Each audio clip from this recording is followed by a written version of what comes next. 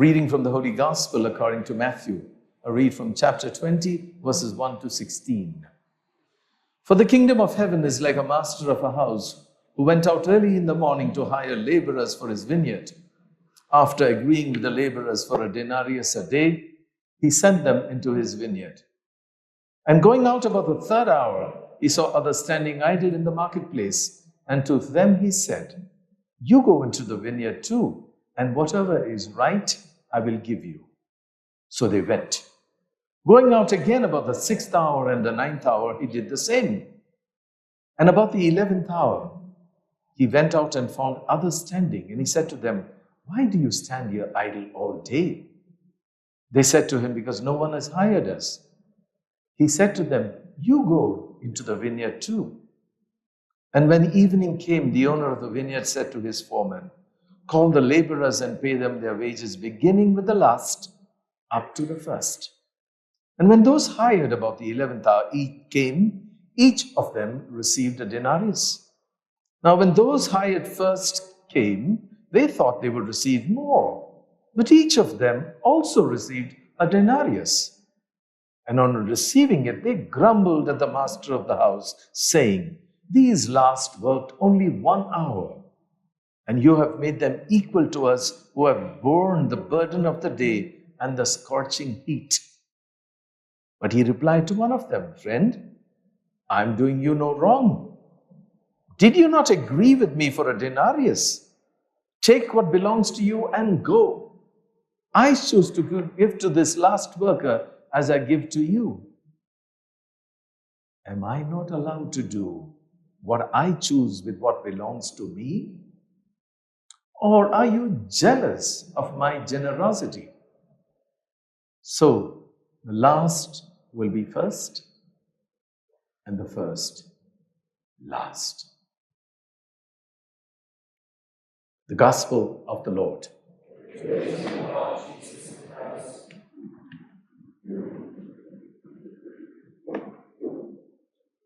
My dear sisters and brothers in Jesus and Mary, at the introductory reflection yesterday, I spoke of this Novena being celebrated during the Jubilee year. This Jubilee year has the theme Pilgrims of Hope. And what then does this mean in this Jubilee year? Because a Jubilee year is a call to reform and to be reconciled, to be renewed and to be redeemed. And all this happens when we are rooted in the Redeemer and we are accompanied by a mother who is Jesus' gift to us. Mary is a mother of perpetual help, and therefore she is also a mother of perpetual hope. Mary shows that those who have Jesus with them are a sign of hope to others. And so in this journey, our mother of perpetual help serves as a powerful companion and intercessor, guiding believers towards Jesus and offering hope every step of this pilgrimage. So in the coming days, we are going to look at different themes concerning God, others, our nation, and of course the world. Today, I'd like to reflect with you on the theme, how do we see God? How do we see God? Something as basic as that. Because what is your understanding and your approach to God? Let me begin with a story. It's of an angel who went in one hand a torch of fire and in the other a bucket of water. And he said, "What are you going to do with that?" And the angel said, "With the bucket of water, I will put out all the fires of hell. And with the torch of fire, I will burn down all the mansions of heaven. And then we will see who really loves God." Because so much of what we call religion and spirituality can be in the hope of receiving a reward, heaven, or fear of punishment, hell. And so these are, you could describe them as two different approaches to God. One is what we do for God, and the other is what we allow God to do for us. There is the action, there is the focus, there is the motive. In the first approach of what we think we are doing for God, sadly, the focus is on ourselves. And the motive could be either hope for a reward or fear of punishment. So what we call spirituality is basically, for some people, just that. The other approach, the focus is on God and what we allow God to do for us. And the motive is trust, it is love, it is surrender. Let's take a look at these two different approaches and ask ourselves, where do I stand? In the first approach is what we do for God. Now, there are a number of spiritualities, even religions, that work on this principle. Our prayers are directed to get God to do what I ask for. And so, in order to earn God's favor, we feel obliged to offer sacrifices, to do penance, to make mortification. We like to do things for God. We make God happy. We placate God. We try to get him off our back, be in God's good books, so that he doesn't send difficulties and trials and troubles in my way. We even choose a kind of penances and sacrifices, because when we choose it, when we are in control. But if God is going to send that, it might be just too much for me. So better punish myself before God punishes me. So do some people think wrongly. Thus, all these sacrifices and mortifications, these are the unpleasant things we do, thinking God will be happy with us. We might even think that this approach might provide us a kind of insurance of different kinds, a protection and insurance against any sickness, early death, obstacles removed from my life, in the hope that I get what I want, when I want, and how I want it. And we hope that because we are accumulating merit, we build up a spiritual bank account that God must then honor. And when we behave in this manner, we act as though we are God's benefactors, that God owes me big time, because after all, I've done all this for God. It is even expressed in terms like these: I must have done something good for everything to work out so well in my life. The reverse is, I must have goofed up badly. Now God is getting back at me. That's why suffering has come my way. And when this happens, our relationship with God is, let's keep him at a distance. Let's not get too familiar. Too bad. So sad. You know, as a priest, sometimes people think, I often recount this, they think that I am God's appointed defense lawyer. And so all the pain and the anger, the hurt they feel, they unload onto me, and I gracefully accept it.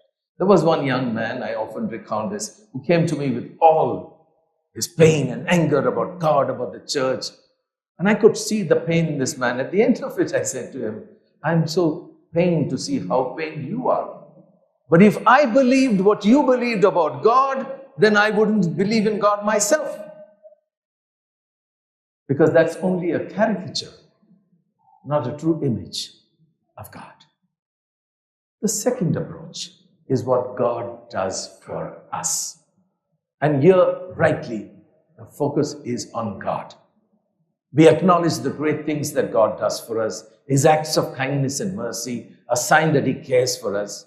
And when there is love and trust in God, then surrender becomes so much easier despite the challenges we face.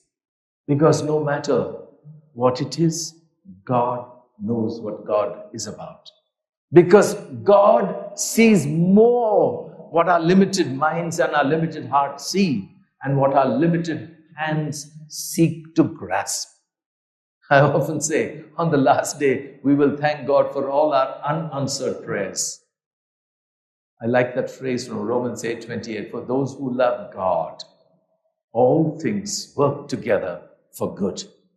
And in this approach, one never tires of rejoicing and praising and giving thanks to God. And this is the approach of the Eucharist. Because we have the Gloria, we have the Creed, we have the Holy Holy. And in fact, the preface to the Holy Holy has those beautiful words. It is right and just to offer you thanks and praise, because everything is grace. All is gift. We don't deserve, earn, or merit anything. Truly, all is grace. In St. Luke's Gospel, especially in the first 2 chapters, we have 3 what we call canticles or 3 songs. First is the song of Zechariah, who becomes a father at an old age, the father of John the Baptist. And what does he say? Blessed be our God who has visited his people and redeemed them. Then we have the canticle, the song of Simeon, that elderly man who's been hoping, and finally in the temple he holds Jesus in his arms and says, at last, all-powerful Master, you can let your servant go in peace. And then, of course, the canticle of Mary, what we call the Magnificat, where she says those beautiful words that express this approach so well. The Almighty has done great things for me. Holy is his name. So this second approach that I present to you is so vivid in the life of both Joseph and of Mary. Because in Luke's Gospel, we have the Annunciation to Mary. The Archangel Gabriel comes to announce, and she's not ready for it. She's not prepared for it. She wrestles with him, and then she says, be done to me according to your word. She allows God to be God in her life. In Matthew's Gospel, we have the Annunciation to Joseph, a righteous man, but here Mary is already with child, and he's all confused. And then this wonderful man, Joseph, accepts. Both of them express so well what the second approach is. And it is worthwhile for us to evaluate which one of this is mine. Because quite often, the first approach will lead to a litany of lamentations, but the second is a litany of praise and thanksgiving. Let me illustrate this for you by a few texts we have from the Bible, the Old Testament and the New Testament. In the Old Testament, we have the second book of Samuel, chapter 7. Let me give you the background. King David, the mighty King David, has conquered the different lands, united the tribes, and has built a palace for himself. Having built a palace for himself, he realizes now it's time to build a house for God. And so he tells his prophet, Nathan, I'm going to build this house.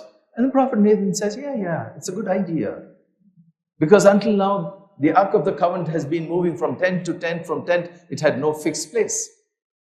But that night, the prophet Nathan makes a discernment, because in this reflection, he goes back to King David and says, no. You are not going to build a house for God. God is going to build a house for you. There's a play on the word house, which means the dynasty. In other words, David has to learn it's not what he does for God, but what he needs to allow God to do for him. And that comes through very clear. I read to you today the Gospel, Matthew's Gospel, chapter 20, verses 1 to 16. Let me make a few things clear at the start. This parable is not meant to you how to run your business, how to pay your workers. No. That's not the intent of the parable. Always, to understand what the intent of the parable is to see the context in which it appears. Otherwise, we might misinterpret rather than interpret the parable. And in this, like most parable, it has to be read on different levels.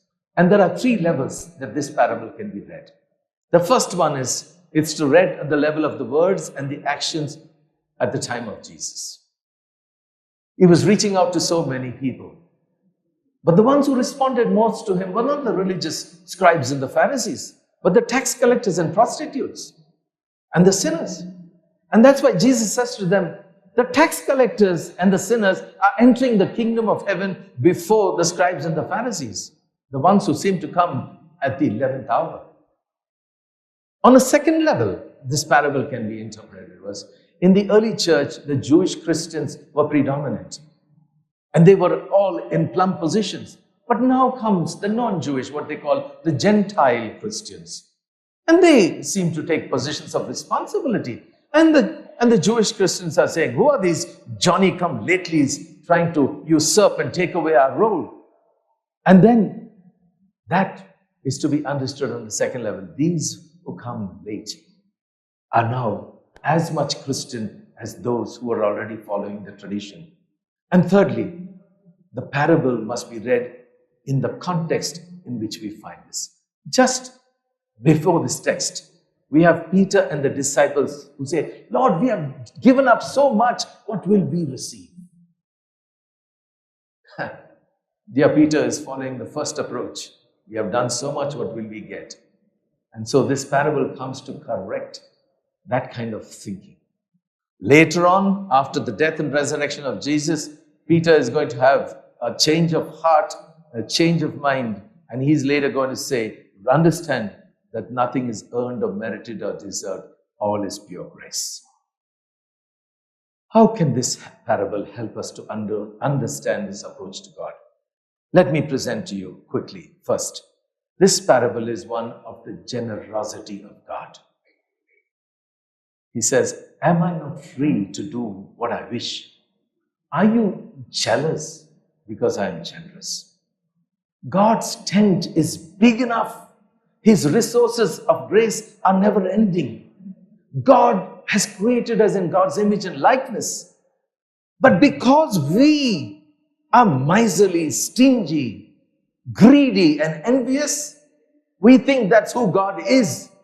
And the tragedy is we create God in our image and likeness. Let us enjoy God's generosity, whether it comes to us or whether it comes to others. Outside our circle and even our tradition, God wishes everyone to experience plentiful redemption. Secondly, after being the parable of the generosity of God, this parable reminds us of the overwhelming love for us, which is the source of life and grace. To believe in our hearts that we are loved by God is really mind-blowing and heart-expanding. We all know in our heads that we are loved by God. I keep repeating this because this needs to be proclaimed. But I wish to God that we also believe in our hearts what it means to be loved by God. Because sometimes we operate on a wrong theology and spirituality. We must change first and then God will love us. Nonsense! God loves us and that's why we change.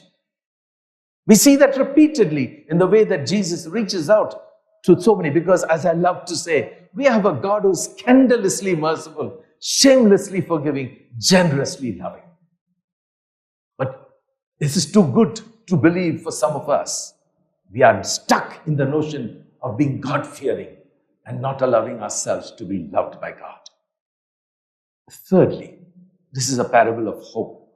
It's a reminder that with God, it is never too late.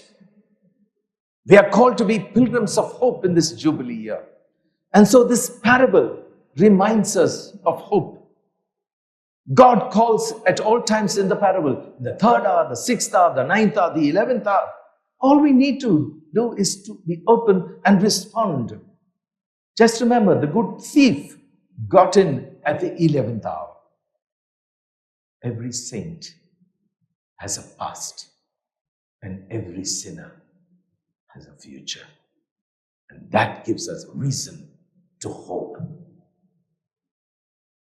Let me take you to a couple of other parables as well. Because in Luke chapter 18, verses 9 to 14, we have the parable of the tax collector and the Pharisee.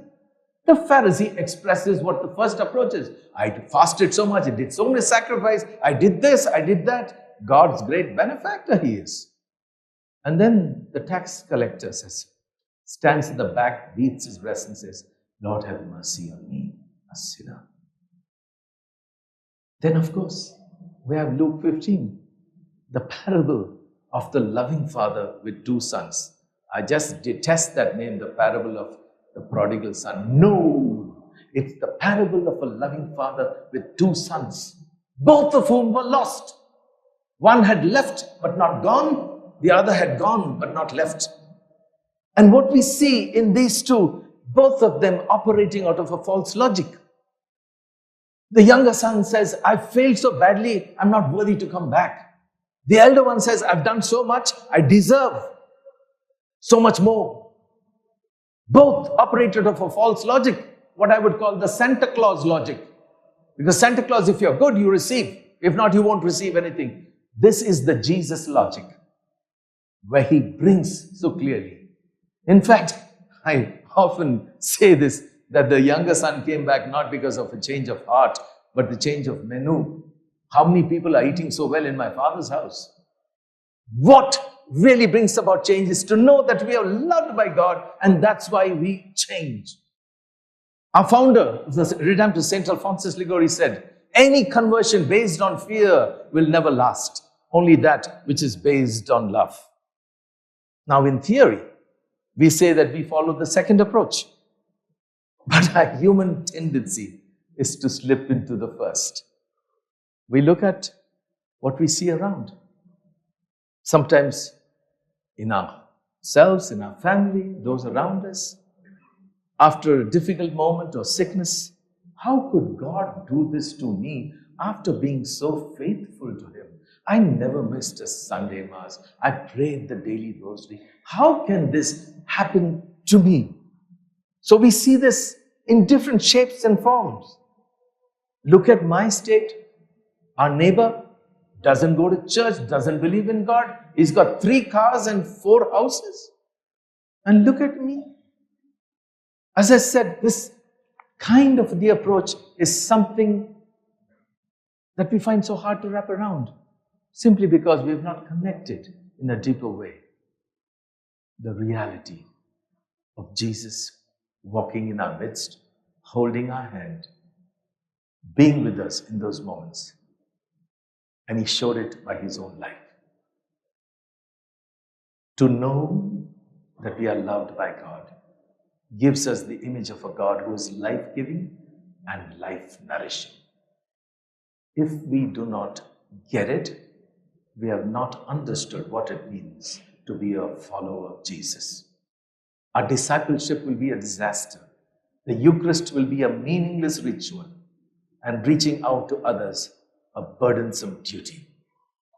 We remain stuck in the comfort zone of being cultural Catholics rather than convinced of our faith, convinced of God's immense love for us. Because this is the heart of being a follower of Jesus and a child of Mary. Every evening, I'm going to present 2 aspects. One is draw some element that will enable us to live out what it means to be a pilgrim of hope. And the other is to point out a detail from the icon of our Mother of Perpetual Help. And therefore, I'd like to read for you Ephesians chapter 3, verses 18 to 19. Just so that we understand what it means to be loved by God. I pray that you may have the power to comprehend with all the saints what is the breadth and the length and the height and the depth, and to know that the love of Christ that surpasses knowledge, so that you may be filled with all the fullness of God. So that you may be filled with all the fullness of God. Ask yourself tonight, what is it do I need to change so that I have a healthier image of God? So that my approach will be grounded not in the first, but in the second that I've presented to you. The second element I want to do is to point out a detail of the icon of our Mother of Perpetual Help, relevant to the theme. As you look at the icon of Mary, I want you to look at the right hand of Mary. She's pointing to Jesus, saying literally, do whatever he tells you. I would say that she echoes the words of the Heavenly Father. This is my beloved Son, in whom I am well pleased. This is my Son who loves you more than you can ever imagine, more than you can ever wrap your heads or your hearts around. Notice the hands of Mary and Jesus intertwined. There's so much space. It looks big enough for you and for me to put our hands in those hands of Jesus and Mary. Those hands which are not grasping or grabbing, but hands that softly welcome and enable us to know that we are never alone, because we are disciples of Jesus and children